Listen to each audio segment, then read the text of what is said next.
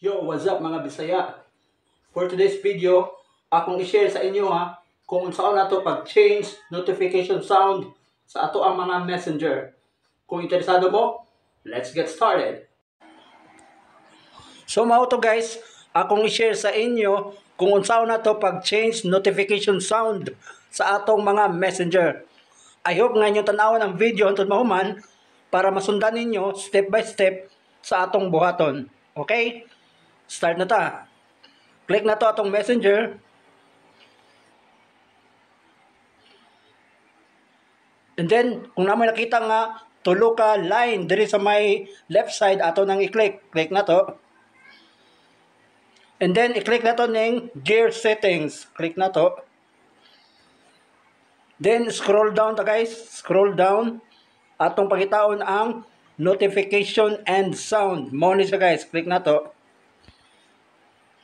And then, there is a notification sound. Atong pakitaon ang ringtone messenger.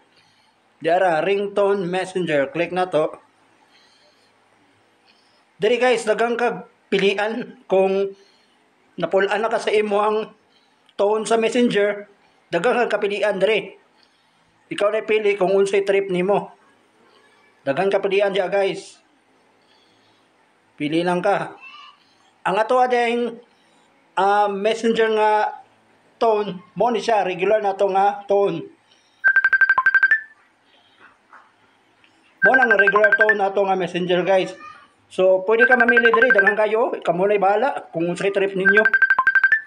Halimbawa kini o kana daghang kapilian guys, kamo ray pili kung unsay inyong gusto. So mao ra to no.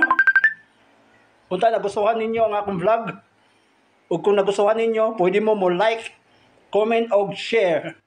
Daghang salamat sa pagtanaw. Adios!